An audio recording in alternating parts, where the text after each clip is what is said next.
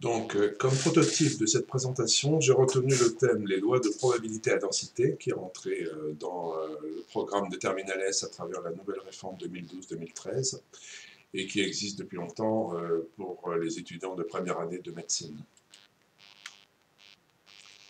Alors, dans un premier temps, on va présenter, disons, l'interface de l'écran de validation des connaissances. Donc ici, vous voyez en partie supérieure, j'ai un tableau de bord par lequel je peux décider d'afficher ou de masquer une partie de l'écran. Donc ici, la partie droite qui correspond à toutes les réponses peut être entièrement masquée, ainsi que de la zone d'évaluation. Et donc, je vais réafficher ces zones pour un petit peu commenter et décrire à quoi elles correspondent.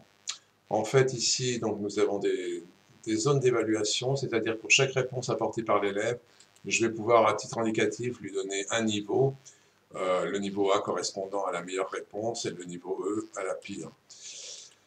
Donc, voilà le niveau en fait qui correspond à chaque réponse donnée par l'élève. Ici, j'ai une possibilité de masquer chaque fenêtre individuellement, ou bien je masque tout et je réaffiche tout. Donc, parmi les autres boutons activables sur ce tableau de bord, j'ai la possibilité d'activer toutes les réponses, toutes les questions, pardon, et ou bien de les désactiver. Voilà. Donc, on va passer en revue maintenant sur une fenêtre en particulier. En fait, en horizontal, on a un couple questions et réponses. Donc, je vais prendre par exemple ici la première question. Quelle est la définition d'une densité de probabilité? En fait, voici la réponse. Ici, on va la mettre en fenêtre agrandissement. Et je passe en mode réduction. Je peux prendre une autre question, la question 3. Quelle est la définition d'une loi uniforme? Je vois donc que j'ai la possibilité toujours d'agrandir la fenêtre réponse ou de la réduire. Ici, la fenêtre réponse en mode réduction, je peux la lire quand même à travers un petit ascenseur. Donc une variable aléatoire suit une loi uniforme dans l'intervalle AB lorsque la densité f est constante sur cet intervalle. On en déduit alors la fonction définie par f de x égale 1 sur b moins 1. Donc toujours la possibilité d'inhiber la fenêtre réponse, d'inhiber la mise à niveau et l'évaluation de l'élève ou de la réactiver. Donc voilà un peu le fonctionnement à travers une interface de validation des connaissances. On va passer à l'écran suivant. Donc on a des nouvelles séries de questions avec des couples questions-réponses. Je continue à naviguer sur les fenêtres de validation des connaissances. À nouveau, des définitions, des questions-réponses. On va arriver ici sur un niveau avec une question qui va nous intéresser, qu'on va regarder plus en détail. C'est la définition d'une loi normale générale. Une loi normale générale avec les paramètres mu et sigma. Donc ici, on va se rendre sur la diapositive de réponse avec une réponse développée sur le cours. Donc, dans cette interface, je peux toujours masquer ou afficher une réponse en fonction du mode où on fonctionne. C'est-à-dire que là, par exemple, si on est en mode validation des connaissances, je peux effectivement masquer la fenêtre réponse et m'assurer de la bonne connaissance du sujet par l'élève. Donc en fait, on a vu qu'une loi normale générale, elle est liée à des paramètres mu et sigma, et en particulier lorsqu'on se trouve dans ce type d'exercice, on est amené à utiliser une variable intermédiaire. En fait, on fait un changement de variable, on utilise une variable aléatoire grand Z, égale x moins mu sur sigma, pour la raison simple qu'elle va suivre en fait une loi normale centrée réduite, n, de paramètres 0 et 1. À partir de là, on va pouvoir appliquer toutes les propriétés, notamment graphiques et les propriétés de probabilité, qui sont liées aux lois normales centrées réduites. Donc, pour une loi normale n de paramètres mu et sigma, on a deux caractéristiques principales qui sont l'espérance qui vaut mu et la variance qui vaut sigma 2. Alors, on va continuer à paginer ici pour passer à l'autre diapositive. Dans le même genre d'interrogation, on a la question suivante, la question 16. Quelles sont les propriétés d'une loi normale générale? Donc, c'est la question qui nous intéresse. On va aller sur la diapositive correspondante. Dès que la fenêtre réponse est insuffisante, on prend une diapositive entière pour répondre à une question. Donc ici, soit je suis en mode validation de connaissances, je vais m'assurer que l'élève connaît la réponse à cette question, soit je suis en mode cours plus exemple, donc je peux utiliser cette question pour moi-même développer et présenter un cours. Voilà. Donc, parmi les propriétés d'une loi normale générale, on va trouver ici différentes propriétés qui sont faciles à mettre en valeur, d'ailleurs avec une interface et surtout une interprétation graphique. Donc, on verra dans d'autres questions et même dans les exercices comment en fait utiliser la courbe de Laplace-Gauss pour établir des probabilités.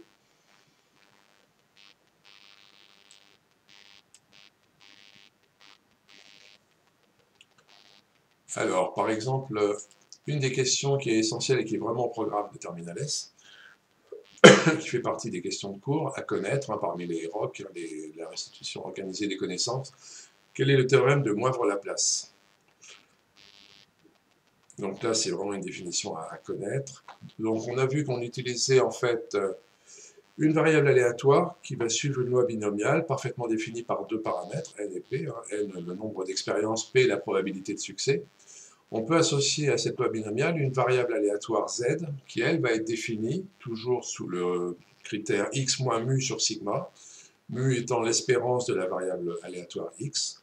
On peut l'écrire pour une loi binomiale, en fait, x moins np sur racine carrée de np fois 1 moins p. Dans ces conditions, on peut, d'après le théorème de Moivre-Laplace, estimer que la probabilité que x soit compris entre a et b, en faisant tendre petit n vers plus l'infini, c'est l'intégrale qui correspond à la loi de Laplace-Gauss. C'est l'intégrale de a à b, 1 sur racine de 2pi, e puissance moins x2 sur 2, dx. Alors, dans quel cas on peut faire l'approximation d'une loi binomiale par une loi normale, sous certaines conditions qui portent sur n, le nombre d'expériences, donc n supérieur ou égal à 30, et l'espérance qui doit être supérieure ou égale à 5.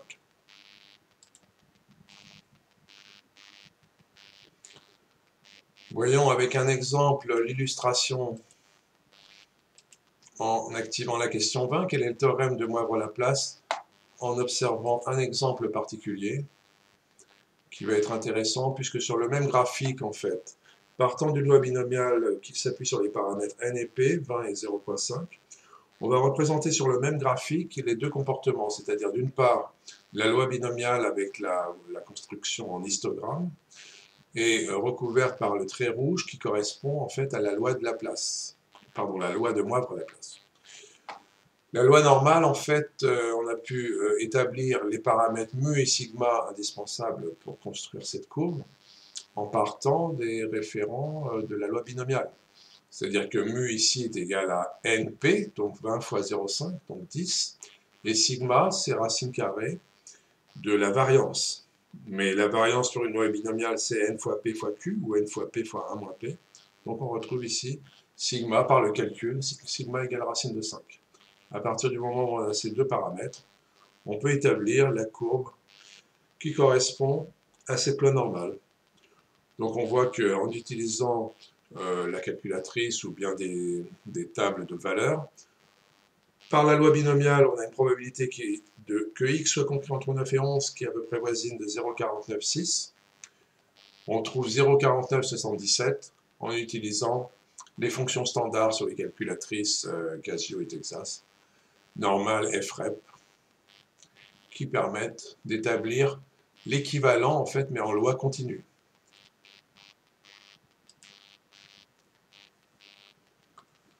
Donc on peut paginer comme ça et parcourir différentes questions-réponses. On va voir maintenant, en fait, certains exercices, juste pour voir l'interface, comment ça fonctionne. Donc toujours dans la partie supérieure, une question par le symbole question et une solution par le symbole clé.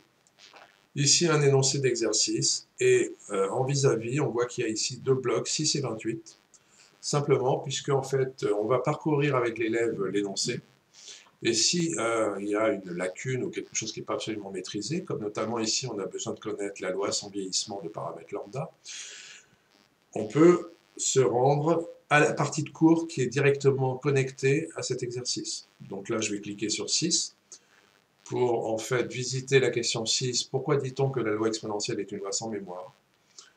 Et donc on va aller s'appuyer sur la connaissance de cours. On voit à chaque fois qu'on a besoin de se référencer à la validation des connaissances. Ici donc un développement sur la loi exponentielle. Si l'élève m'a dit qu'il avait une réponse à me fournir, ben, je vais masquer la réponse pour qu'on voit ensemble l'état des lieux, on va dire. Et sinon on va développer et rappeler en fait la définition d'une loi sans mémoire. Donc on sait d'ailleurs qu'en physique, la principale application de cette loi sans mémoire, de la loi exponentielle, c'est tout ce qui concerne les propriétés de la durée de vie d'un noyau radioactif. Voilà, donc on a le rappel de l'expression. C'est une relation en fait qui porte sur une probabilité conditionnelle, hein, qui dit qu'en fait que la probabilité que la variable x soit plus grande que t plus h, sachant que x est plus grand que t, c'est égal à p de x supérieur à h. Et on peut revenir directement à la source de l'exercice. On voit qu'éventuellement, on a besoin de se connecter à un autre point de cours, le point 28. Le point 28 dans lequel je vais ici désactiver toutes les questions. Je vais allumer uniquement la question qui nous intéresse, la question 28. Je vais sur le développement de la réponse pour le point 28. Comment se définit une loi de durée de vie sans vieillissement? On a ici un aperçu plus développé de cours, avec un exemple, le rappel de la définition de la loi exponentielle, qui dépend uniquement du paramètre lambda, et une représentation graphique, avec ici un intervalle AB, et on voit, c'est bien mis en relief, que la probabilité que la variable aléatoire grand X soit comprise entre A et B se représente ici graphiquement uniquement par l'air qui se trouve sous la courbe.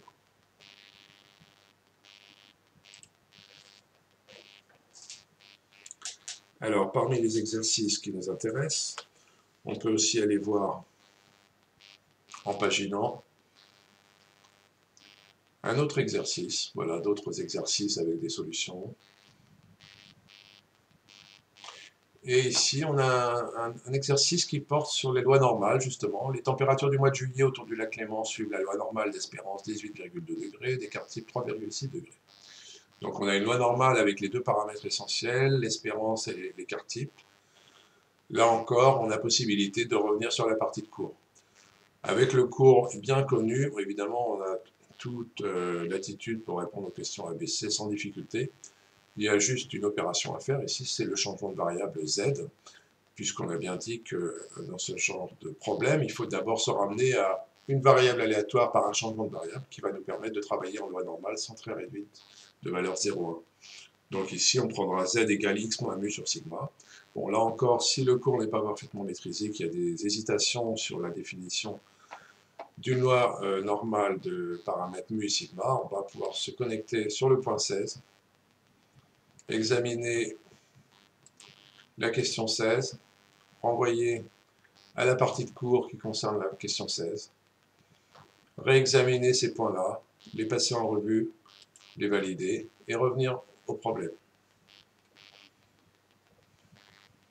Voilà donc une présentation du fonctionnement en fait des différents modes, mode validation des connaissances, mode cours plus exemple, ou mode entraînement, c'est-à-dire ici on est dans l'interface qui va être privilégiée lors du mode entraînement puisqu'on va rencontrer uniquement des diapositives avec des couples questions-solutions.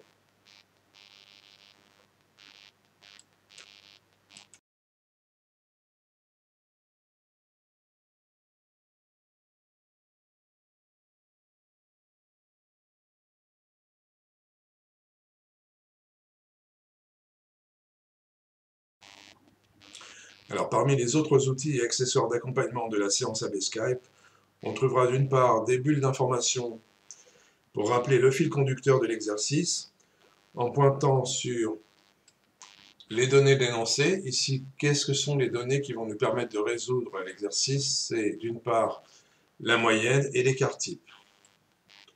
Ensuite, on va se poser la question, qu'est-ce que je cherche? Quel est l'inconnu dans cet exercice ou les inconnus? À travers les questions ABC, on voit que ce sont des températures qui doivent être établies. Et enfin, la bonne question à se poser toujours dans le fil conducteur de la résolution de l'exercice, c'est quels sont les outils dont je dispose pour résoudre le problème. Donc ici, on a vu qu'on pouvait s'aider du point 16, qui va nous permettre d'aller chercher la partie de cours correspondant à une loi normale générale de paramètres mu et sigma. Donc, les outils dont je dispose, c'est la loi normale générale avec les paramètres mu et sigma. C'est donc un des outils d'accompagnement pour les séances AB Skype. On va revenir donc à l'exercice. Et aller vers un autre outil d'accompagnement qui seront des outils QCM. Donc ici, le QCM classique avec une question posée dans un exercice, plusieurs séries de réponses dont une ou plusieurs peuvent être bonnes. Par exemple, dans l'exercice 1, on s'apercevra que c'est uniquement les réponses B et C qui sont valables. Dans la question 2, en fait, il s'agit de faire une application numérique à l'aide de la calculatrice. Donc ici, la variable t suit la loi normale sans très réduite. On demande quelle est la valeur en fait de la probabilité que t soit inférieur ou égal à moins 0,5. Évidemment, je vais inhiber les réponses. J'attendrai les réponses du candidat pour ensuite les valider et montrer que c'est B et D les bonnes réponses. Et notamment ici notre fenêtre solution. Enfin, en tout cas, ici on précise uniquement les calculatrices qui sont nécessaires pour répondre à cet exercice.